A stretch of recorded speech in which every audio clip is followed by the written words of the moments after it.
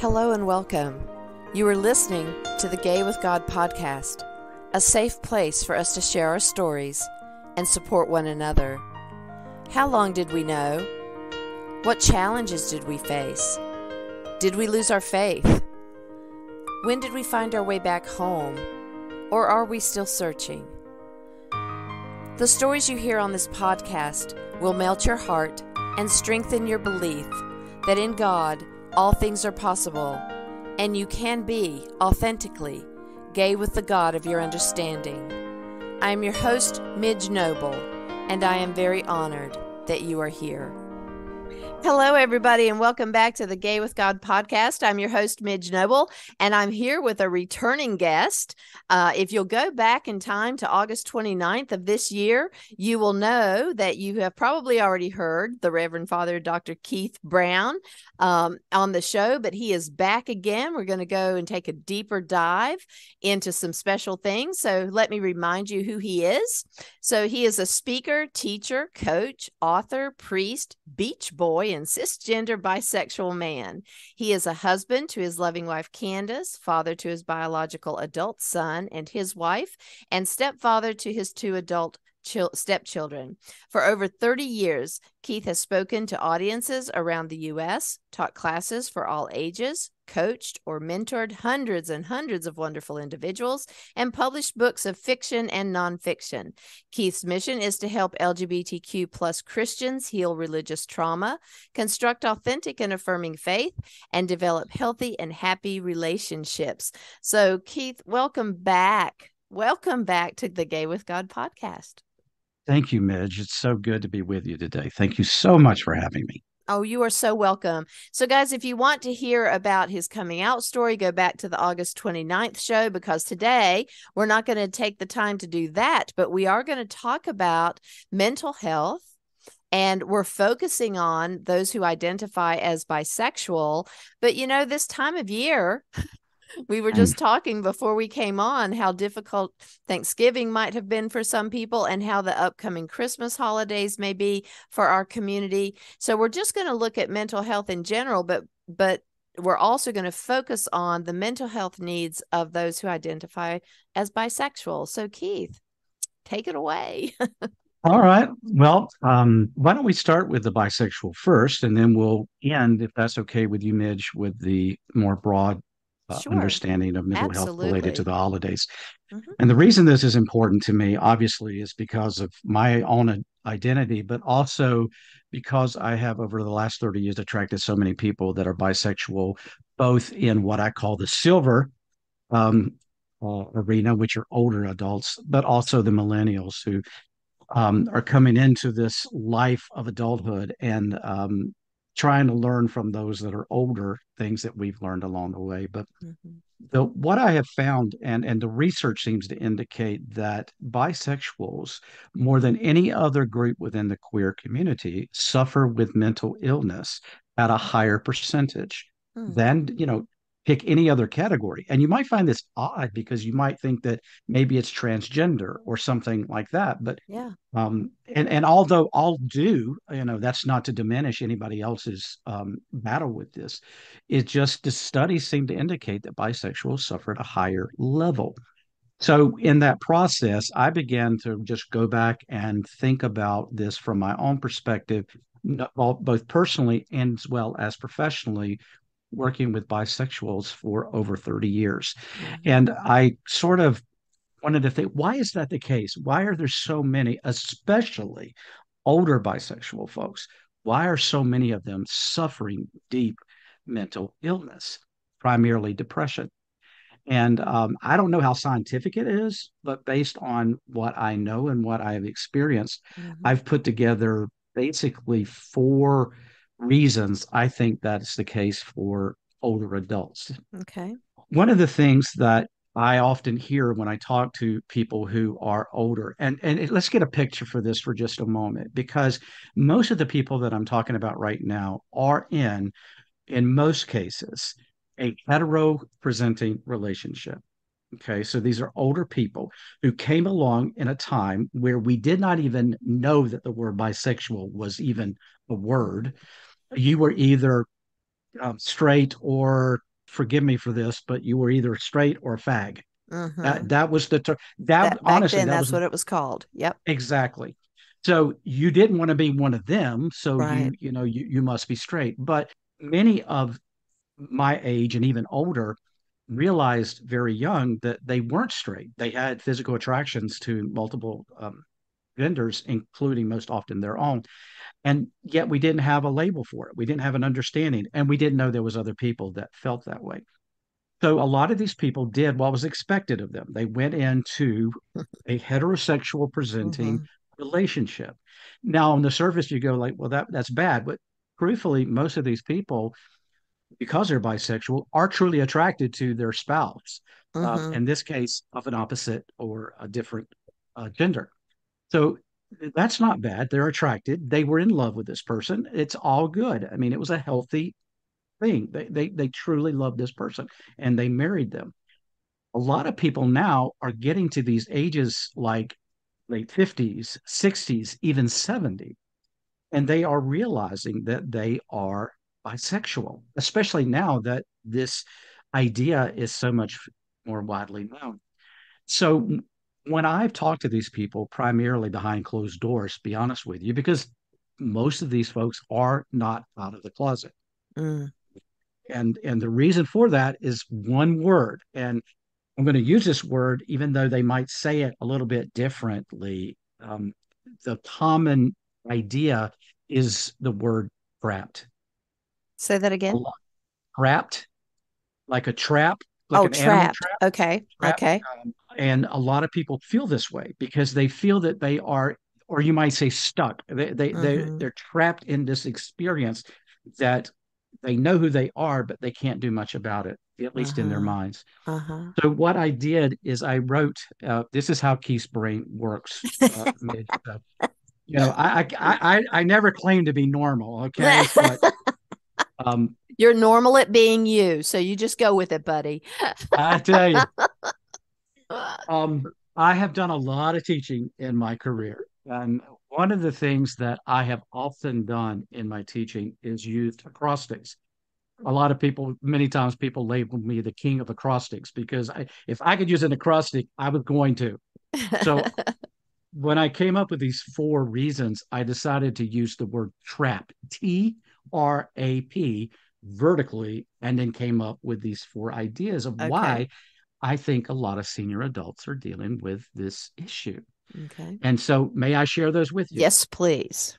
Okay. The first is T. They feel that they can't talk with their spouse or talking to their spouse is impossible. Okay. So that's their first thing. And remember that for a lot of these people, they have been in a hetero presenting relationship for 25, 30 years of marriage. They built families, they built a life together. Yep. They've had all of this stuff. They got these homes, they've got careers, they've got all this. And now they've realized, wait a minute, I'm truly bisexual. I Mm. still have this inside of me.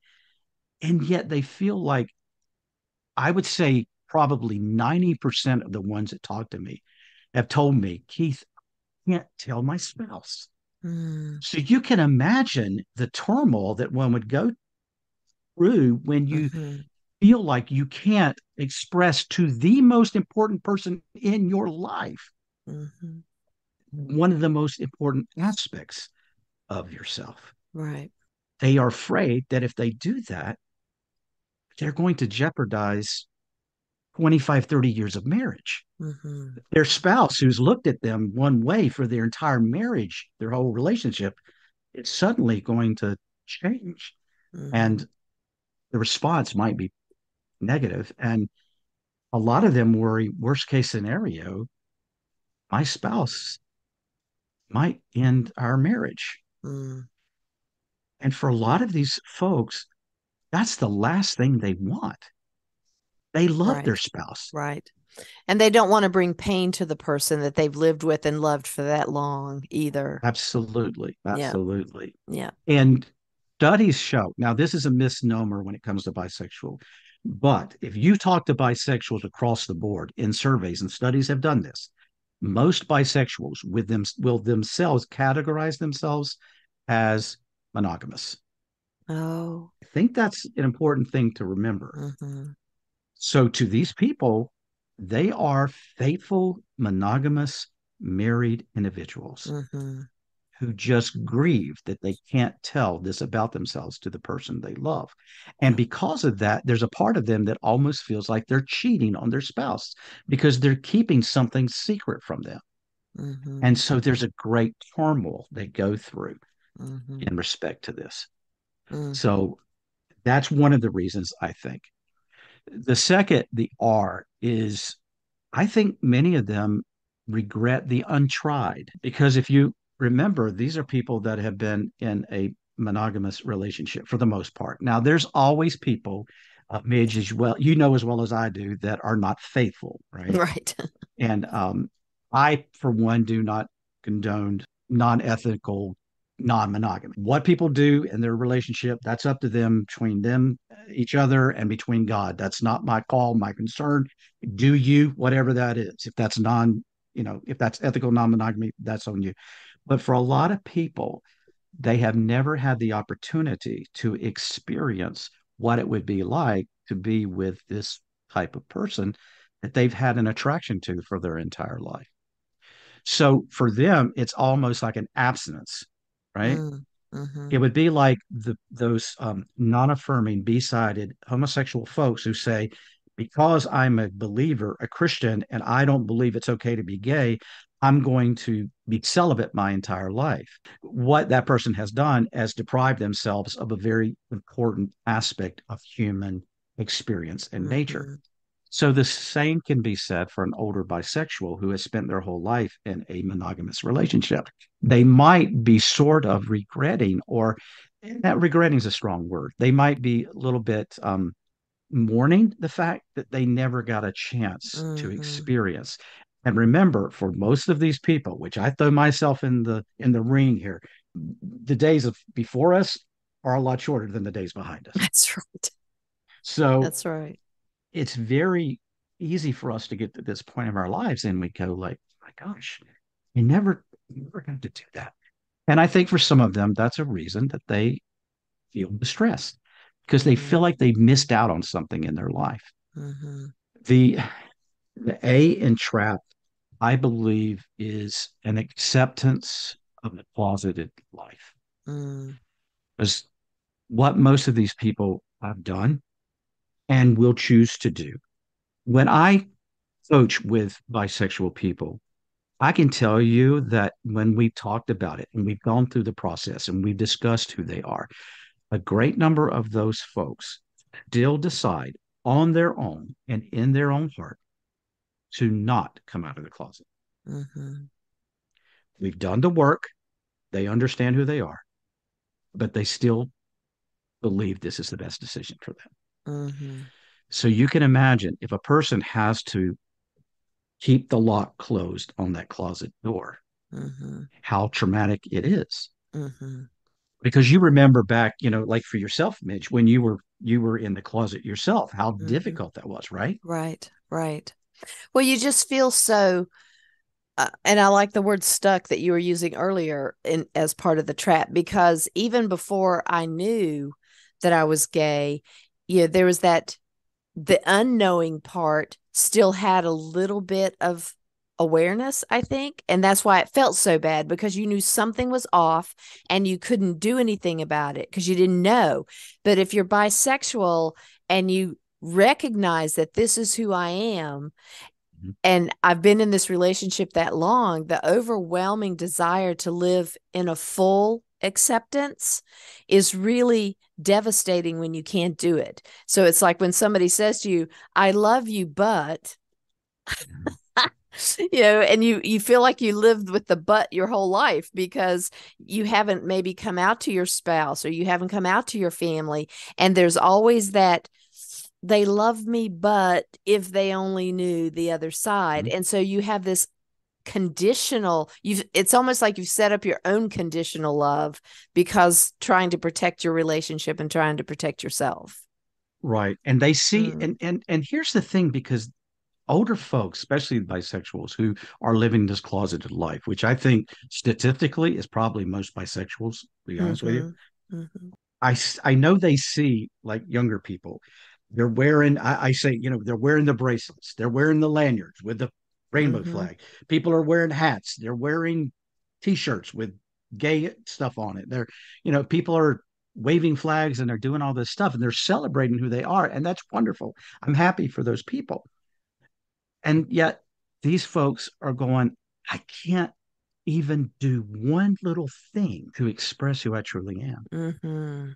And they feel that they are trapped because they have lived a long life certain way.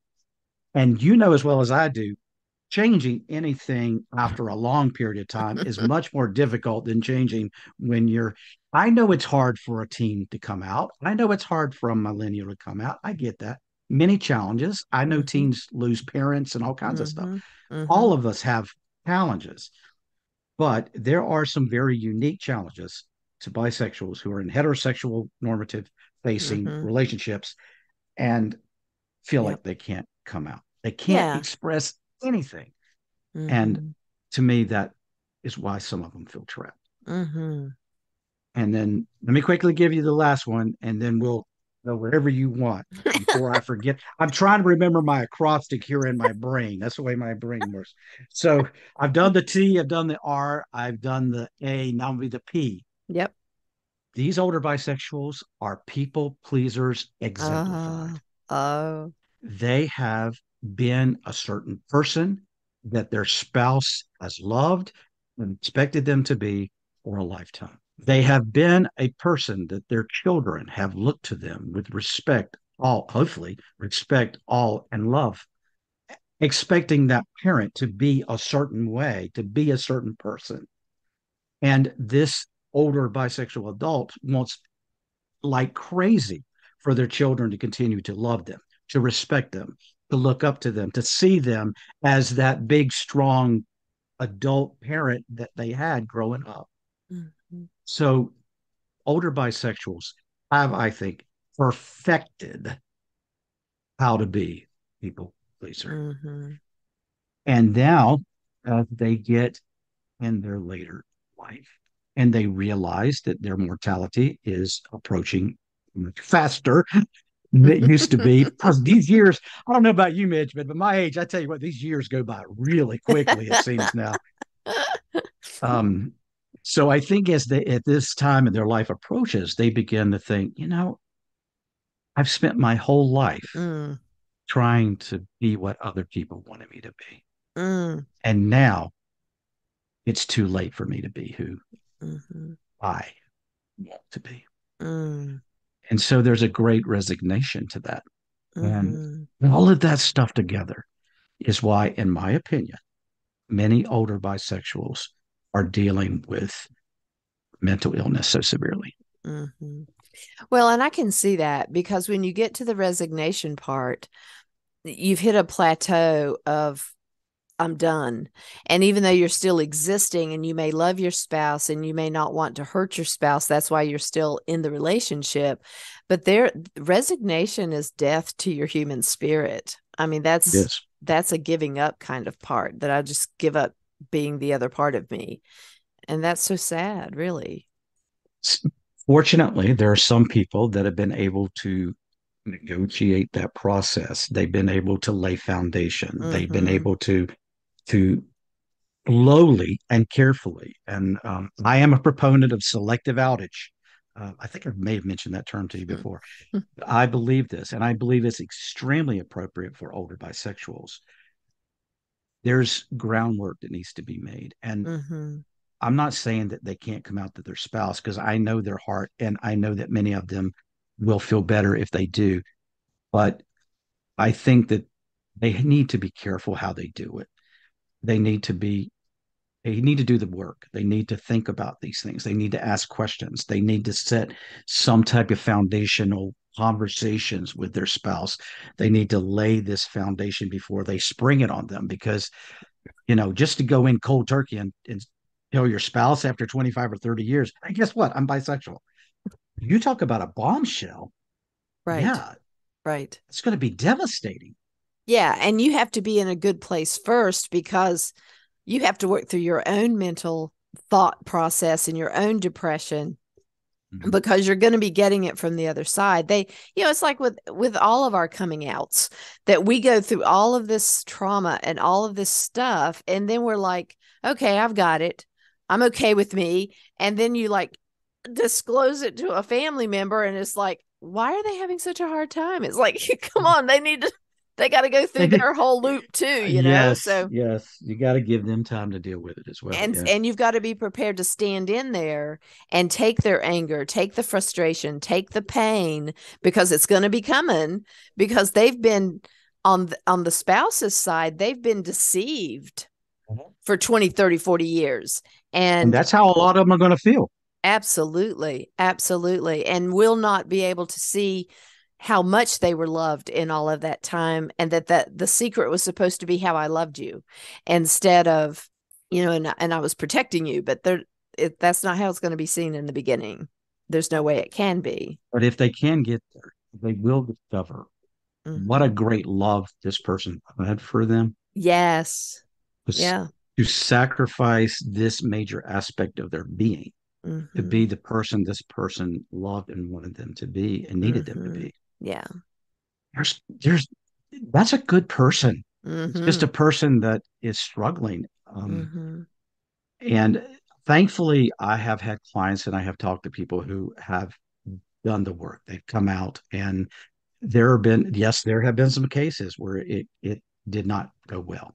Mm-hmm. But I'm thankful to say that there are many cases where it does take work. It does take counseling most often Mm-hmm. for this couple, Yeah.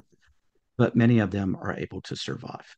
Yeah. Um, because there's so many misconceptions. And I think that once the spouse understands the truth, then they're more likely to come on board. Yeah. Yeah. We shall see. We shall see. I mean, but I mean, you have to understand how difficult of a decision this is for somebody, right? Yeah, sure. So, So, so if the person that identifies as bisexual thinks, okay, I know I'm taking a hit on this. I feel like I'm resigned. I'm definitely trapped, because all of those words, those messages send signals to your mental health cycle that, mhm. you're going to be depressed. I mean, those are depressing words, and so when you identify as that, you are going to feel depressed. How do you bring that person from that place of feeling trapped?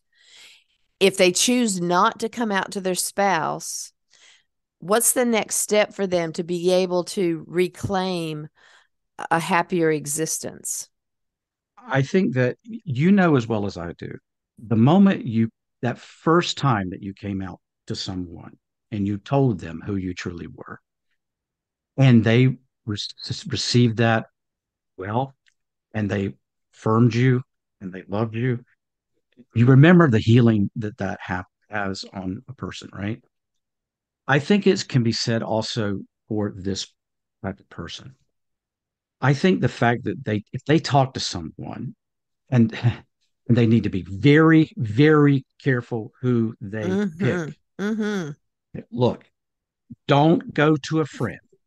Don't do that. Don't Mm-hmm. tell any other human on the earth other than a professional, ethical, bound, legal ethics person that Mm-hmm. you are by before you tell your spouse. Mm-hmm. It's gonna come back around that I circle. It's gonna bite you in the butt if you do. I'm telling you. Yep. I've seen it too many times. Oh, I can trust them. No, you can't. No. This is too juicy. You can't Yep. trust them. Nope. And even Please, if they don't please. mean to tell it, it's gonna I slip. know. It's gonna It, slip. Yep. yes. Yep. But what I have found is like working with someone in either my pastoral role or in my coaching role, the fact that a person can work through this, can talk it out, can come to terms with who they are, can speak those words to another living human being, a Mm-hmm. person who can affirm their feelings, can understand where they're coming from and help them see that they're okay. And they begin to own who they are. There is a healing that immediately takes Mm-hmm. place in that. Mm-hmm. They have bottled this up. They've carried this fight alone. So the moment they're able to share it with a trusting person, they will get some comfort. They will get some healing. Mm-hmm. Mm-hmm. Also, if they are, and Midge, you and I both come from this arena and we work in this arena with the Christian faith, Yeah. a person who can then come to terms with their Christianity and Mm-hmm. bisexuality, which is a whole nother conversation, which we won't go into today. But yes, like in my Mm-hmm. role, I want them to understand who they are as a person and their bisexual identity and help them work through the questions they have. And again, there's healing in that. There's a being able to look in the mirror and say, yes, I am who I am, and that's okay. Yeah. And then in my case, I often lead them in the spiritual aspect. Mm-hmm. They're standing before God. We've got to work through Mm-hmm. that process as well. So Mm-hmm. Yeah. so even if they never come out, just the fact that they are able to tell one person they can trust, who can they can be confirmed and Mm-hmm. get that positive response will do Mm-hmm. wonders in their life. Mm-hmm. Right. So, the thing is, and I love that you said this, that we have to be very careful and find out who the credentialed person is and what is their stance on homosexuality in general. And, before you even break it down further, I mean, to know, are they affirming and appropriate for you? And there are ways to tease that out before you sit across from them in a chair.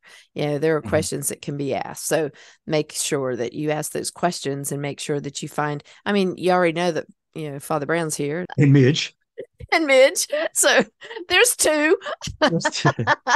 yeah, and I have to be careful because I'm being a priest. I also have to be careful because there's coaching, which is ethical boundaries there, and then there's obviously the confessional, which Yep. is a total different. And I have to be clear with my clients that this is not confessional. Right. It's still bound by confidentiality, Yes. but it doesn't fall under the legal definition of the sacrament of confession. But Right. yes, it is confidential, and that's important. You need that Yep. affirming person, like you said. You need a confidential person, um, and they're out there, whether it's a coach, whether it's a therapist, whatever the case may be. I think it is helpful, but a lot of these people are lone rangers, and they will continue to Mm-hmm. operate this way. Yeah. I remember when the therapist that I started to work with to even figure out for myself if I was gay, and she wanted to send me to the gay preacher, and I'm like, well, of course she's going to say it's okay. She's gay. That's, I mean, so it's almost like we don't want to be affirmed by a gay person because we assume that, I mean, I could just hear my father say something about that. Well, of course they think it's okay. They're Right. gay. And I said the What same. else do you expect?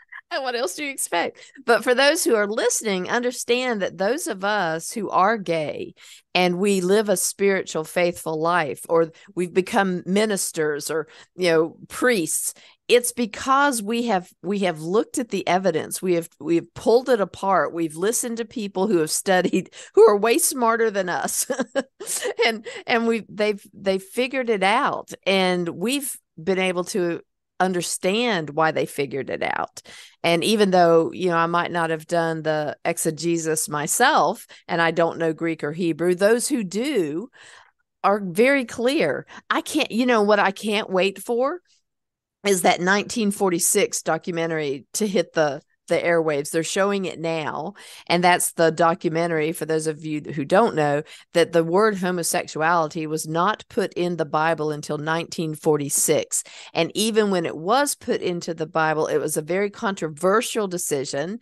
And one of I think he was an intern that wrote a letter and documented his concerns that they chose the wrong word, because there were many choices they could have chosen, and they chose the wrong word and created this whole division amongst Christians and, people who were legitimately LGBTQIA plus. And it was just crazy. I mean, we didn't have the alphabet mafia back in 1946, but No, it's, and truthfully, yes, the word appeared in the English in the NRSV in 1946. mm-hmm, The debates preceded that, but the it didn't really come to the forefront until the moral majority and the need mm-hmm. for money and power and things like that. Yep. But Yep. and I have done the hard work in the Yes, you original have. languages. So And you need to find his YouTube channel. because if you haven't found his YouTube channel talking about the LGBTQ community, you've missed out. And I'm going to tell you again, you need to find it, because that's great hope right there, people. Great hope. Well, I appreciate that. I hope that people will follow me. But Mm-hmm. yeah, and to be honest, I have studied with some of the greatest evangelical minds in the world as well. Mm-hmm. One of the professors I respect extremely well. He was a Harvard PhD, and he was saved while he was going to Harvard. He became a Christian, he said, while he was going to Harvard, of all places. But he and I would differ in the Mm-hmm. interpretation, and he's Mm-hmm. a brilliant mind. There's always room for debate, but to me, it comes down to what you really believe about God and Mm-hmm. what type of God is God, Mm-hmm. to make someone this way. So Mm-hmm. it really comes down to you. It comes down to your personhood, your spirit.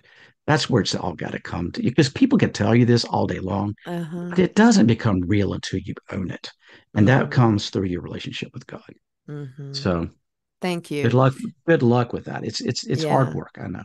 It is hard work, but the beacon of light is that so many people have taken the journey and they've come out the other side. Whether they come out or not, they are able to come out to the other side with self-acceptance and self-love. And depression is is a chemical issue, but it's also a socioeconomic issue.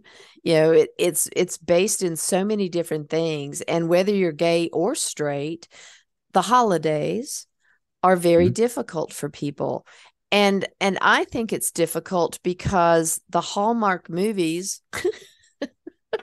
and Now you're and not going to pick on Hallmarks, I are you, love Midge? Hallmark movies. I watch them They're every they're year. so I mysterious how they're do. going to end. I know, right? I Somebody's with was the wrong person, and then somebody else comes along and they live happily. I mean, come on, I know everyone. it's predicted, but yet I get sucked in every year. This year, I'm very grateful, though, that I'm seeing biracial couples. I'm seeing a little bit of twists. It's not just the same thing. I'm seeing some gay people popping up in the background. Maybe they'll come to the foreground. I'm not sure, but so they're growing. They're trying to grow, but it is really such pressure to live up to that. The commercials and the movies and all of those things. And then you add in that you may be estranged from your family. You may not be allowed to come home for the holidays. You may have been told that, you can't go to church, or, that you're not welcome there anymore. So when you come out and you start to own the fact that you're gay, and you do lose family members, and you do get estranged from your spouse if you're bisexual and you decide to come out. And then there's all of that tug and pull over the holidays and how that's going to go. So I'd like to talk a little bit about how to take care of ourselves in the holiday season. Of course, every day we have to take care of ourselves, but it seems to be heightened during the time of this season. Would you agree with that? I do. And part of that is there's a grieving that happens, because for Mm-hmm. people within the queer community, grief is basically mourning what happened, but it's also mourning the future. And Mm-hmm. what people do is they remember like those childhood experiences and those family situations when they were growing up before they came out of the closet, and how hopefully it was more of a hallmark experience. Mm-hmm. Not Mm-hmm. everybody, obviously, but a lot of Right. people. Mm-hmm. And now they realize it forever changed. And like you said, a lot of people are strange. There's a lot of young people that have been disowned by family. Mm-hmm. That's why it's so important for the greater queer community to reach out to others, to make connection, to build community. And it's why it's so important for those within the community to not become isolated. Mm-hmm. They need to choose a new family, if you will, if they have been estranged Right. from their family. That's Yes. critical, especially during the holidays. You Yeah. need that. You need that circle. You need Mm-hmm. that warm fuzzies you get when you're around people. Um, Mm-hmm. there are some people that have come out who will go into the holidays, and they're not estranged. In other words, they're not allowed to come. Um, but there's always a tension that takes place, right? Mm-hmm. Because It's they easier know not to you. go sometimes. Well, Yeah. for a lot of people, you're like, well, I'm checking out because this is just Mm-hmm. easier for me. Mm-hmm. But if you do go, the word that must be critical in your vocabulary and in your use is the word boundaries. Mm. And that is, you understand how they feel, you understand what they think, but you have a right to say, I want to come, I want to be with family, I want to experience the holiday with you, but we're not going to talk about this. And sometimes, folks, that's the best you can do. I Mm-hmm. mean, it just is. So you have to decide, is this acceptable to me? Can I live with this? Is this experience with the family important enough in the broader scheme of things that I can live with this? I can put up my boundary. I can go and we can talk about football, turkey, or the cost of gas, but we can't talk about my sexual identity. And if Mm-hmm. that's the case, then, it might be okay. I don't know. What do you think, Mitch? Well, I remember that when I was estranged from my family for a period of time after I came out. My father wouldn't speak to me. They still wanted to be in relationship with me, I guess, because they never completely walked away. But I was an adult. I was living on my own. Well, not my own, but I was living with my beloved. So they didn't have to kick me out. I was already out. Um, but when we did get together, we had to be very conscious that I couldn't reach over and just even touch my beloved on the leg. Or my father lost his mind one time. All I did, I was in conversation, I was talking about something we had done, and I reached over and touched her, and he flew up off that couch and said, "Don't you push that down my throat. I don't need to see that." And he just lost it. Now, partly we realized that we needed to stop giving alcohol during because he was a we didn't know he was a drinker when we were young because he hid it really well. But if we offered beer, which he expected, if he started drinking, those episodes got worse and he became extremely ugly. So we stopped having it even in the house. And we would say, "Oh, we forgot to go to the store," or whatever, and just not have it. And he was frumpy because he didn't have it, but he was less volatile without it. So we had to make a decision about that. But we had to be really careful about how we spoke to each other in front of them and how our body language was around them. And for me at the time, I was willing to accommodate that. I wouldn't probably be as willing now. Um, and now it doesn't have to be that way. My father has since passed, and now we're freer to do whatever we want to do at family gatherings when we do go. But I think that I love what you said about, is it acceptable to me? Because you still get to choose, and know that when you choose to go in and play by their rules, there is a part of that does attach back to you with a little shame or a little unworthiness. So be aware of that, and that will need to be cleaned up after the holidays if you decide to. I mean, seriously, because you don't want You got that to vacuum up some lingering. mess. You Yes, got to yes. vacuum up the mess after the holidays, because it does start to mess with your belief system about your own validity and your worthiness. So going in wide, eyes open, and understanding how this is going to affect your mental health, how it's going to affect the depression, and have someone on standby. When you say talk to a therapist, whoever that person is, make sure that they're available to you during the holidays. Or Well, and if you're fully out, then it can be a good friend. I mean, yes, when I yes, was talking about the therapist, that was someone that's still closeted. But if yes, you're fully out, then have those. I call them yes, platinum members. Those people that that are there at a moment's notice to yes. call. Yeah, exactly. I'm glad you made that distinction, because you're right. After that, it can be people that you trust just in general, because you need somebody to be able to decompress and just Yes. spill it. And those people are invaluable. If you don't have anyone around you, because you may live in a very isolated area that you haven't created those friendships, join an online community. Join Gay with God Facebook group.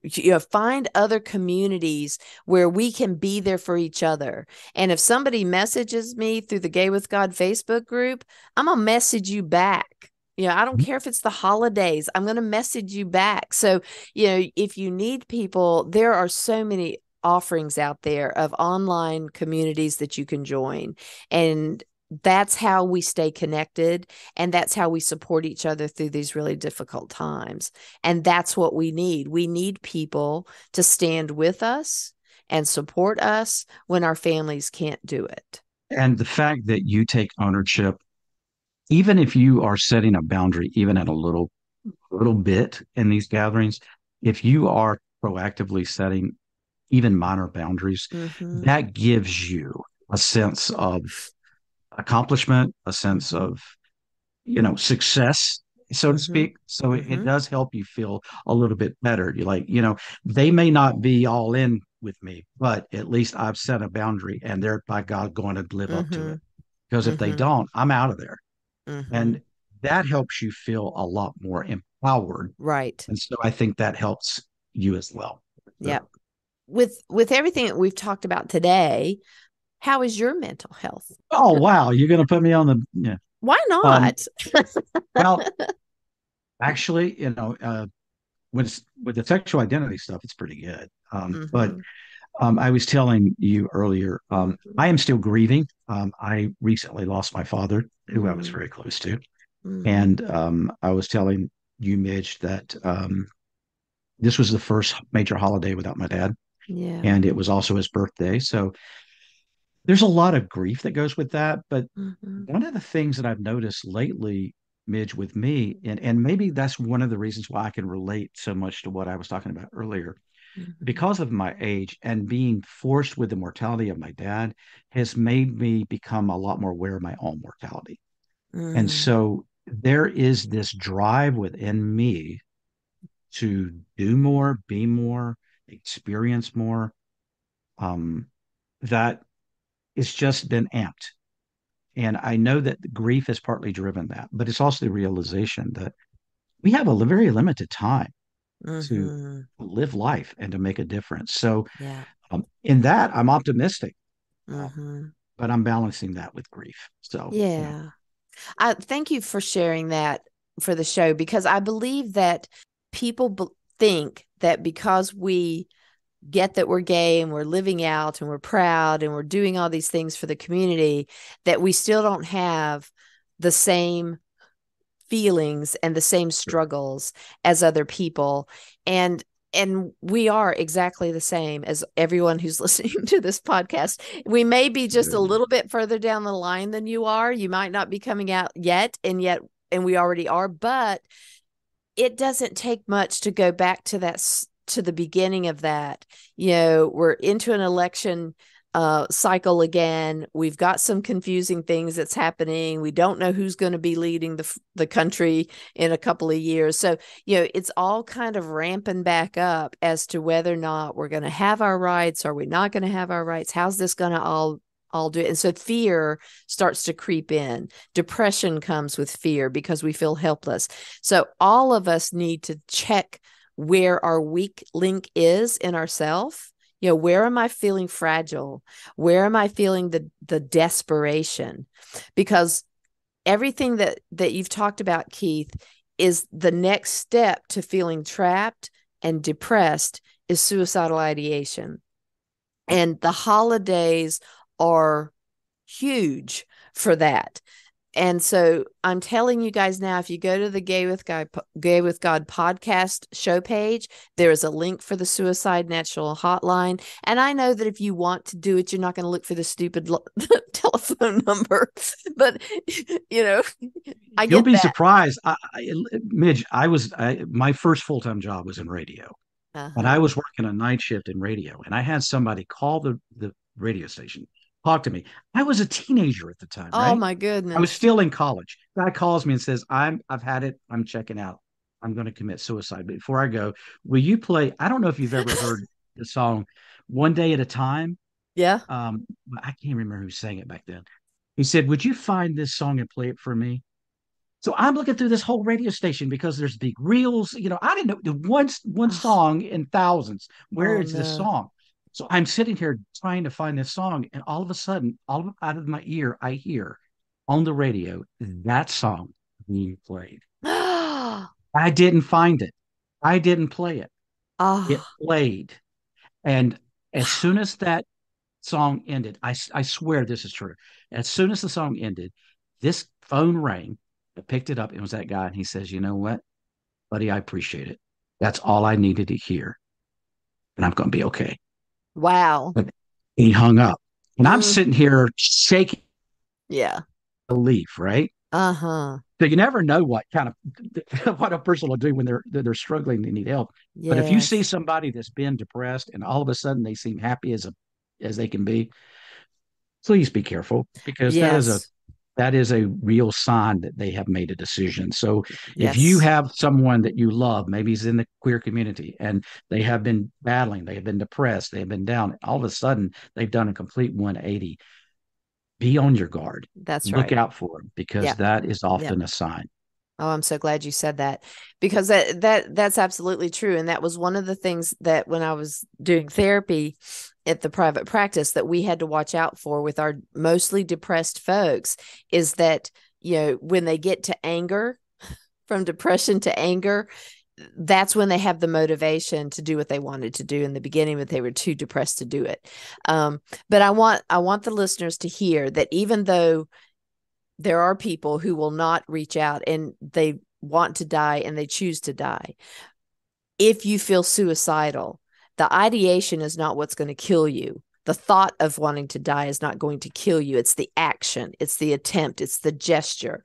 So if you begin to feel suicidal, reach out to us, reach out to somebody, and let us talk you through it. Let somebody help you because I can promise you, and I'm writing my memoir now, and it's been very hard because I've had to relive and connect my feelings to the disassociated Midge that went through it. Now I'm feeling the feelings of it, and it's been really, really hard. But I know, based on this experience, that the desperation I felt in some of those things that you'll read about, hopefully one day, there was always another chapter. There was always something else after. And I kind of like the semicolon that people are putting because there's something after. So understand that at our lowest moment, that is not our last moment. And there's so many beautiful things and so many people that we come into contact with after that desperation moment that we need to stay here for. Hear us when we say, you will be okay. Get the support you need in order to stick around for the better moments. And it's okay to ask for professional help, folks. I mean, Yes. there's nothing to be ashamed of that. That's used to be a long time ago, especially in the Mm-hmm. Christian church. It was Mm-hmm. frowned upon. You were a weak Christian. That's Mm-hmm. not the case. I Mm-mm. live with a psychologist. I'm married to a psychologist. I've got a built-in therapist. So Yes, I was a therapist. My spouse was a therapist. I'm now a coach, and she's like, done. I'm doing something completely I different. know between my work and her work, our walks become therapy sessions for I each know. other. Somebody said, isn't it great to be with to both of you be therapists because you can process things out? I said, sometimes that's a blessing and a curse. Yeah. Sometimes we just don't need to talk about it, but we process everything to death. Yes, I get it. Oh my goodness. So that's the truth of that. So, oh, you are such a special guy. And I so love. See, this is one of those things, that who knew that we would have connected with each other and formed this friendship and this openness between each other. And I just love, love, love Two it. Carolinians, Oh, North Carolinians. yeah, even from the same city now, almost. I mean, not that I live there now, but you do. So tag, you're it. Tag, Okay. you're it. You can have my hometown. It's okay. I don't want it. I came here for my wife, so it's not my hometown. I just live here for her right now. That's right. That's right. I live here for her too. Not for yours, mine. Oh, Oh, so anything else on your heart that we need to say before we end no, for I today? I've probably used all my man words for today. Man words. Oh my goodness. Oh, I love it. Oh. Well, if you don't have any other man words, then I need to find my little. Just I would love for anybody to follow. If you want to find, if you want any, I mean, I've got some free stuff that might can help you. I'm glad for you to grab any of it. It's at the initial J keithbrown.com. And if you want to find me on social media, it's the THE Keith Brown. Somebody stole my name Oh, on social media, but so just find me there, hook up with me, follow. I'd love to connect with you. absolutely. And like I said, I'll be a broken record. His YouTube Is it YouTube or LGBT. podcast? No, I thought you did YouTube videos of the clobber verses. Oh yeah, And I've done a little bit of everything, Mitch. you really have. And so if you go to his website, you can find a Yeah, whole lot of stuff. you're gonna find a lot of You're going to stuff. find a Yeah. lot of stuff. And I really suggest that you do that because the content and the uplifting videos, I mean, even if you don't choose the ones that are the LGBTQI community ones, there's so much wealth of information that you can get from that. So I commend that to you, and Thank let you, your Mitch. holidays be filled with Keith Brown. Okay. I might look like Santa Claus, but I I'm know. I not. wish. I know. Yeah. If you want to see his picture, go to the show page at empoweredmidge.podbean.com, and you can see his links and everything. So seriously, Keith, thank you so much Thank for you, my honoring us friend. with your wisdom and your thoughts, and I appreciate it so very much. And Thank listeners, I want to thank you for coming back each week, supporting, sharing, and subscribing. We're really close to getting 8,000 downloads, and I'm super psyched about that. So keep on sharing, keep on downloading. If you feel inspired, go write a review, get us more visible, and we'd love it. If you are listening to this podcast and are questioning whether you can be gay and be in a relationship with the God of your understanding, if you identify as LGBTQIA+, or maybe you're not even sure if you're gay, but God has always been within you, even when you didn't know it. You have always been gay with God. Check out our Facebook group, Gay with God, where we do a monthly Zoom group entitled My Faith Journey. And if you need support to help you through your coming out and or faith journey, go to the show page at empoweredmidge.podbean.com, scroll all the way down to the bottom and see how you can connect with me, and go to that same website to see how you can connect with Keith. So thank you, everybody. Stay tuned to see how you can join the Gay with God community. And remember, you are loved. Bye, everybody. I want to invite you to become a part of the Gay with God community. How can you do that? Stay connected by messaging me your thoughts and comments in the comment section under the downloads of the show on the Gay with God show page.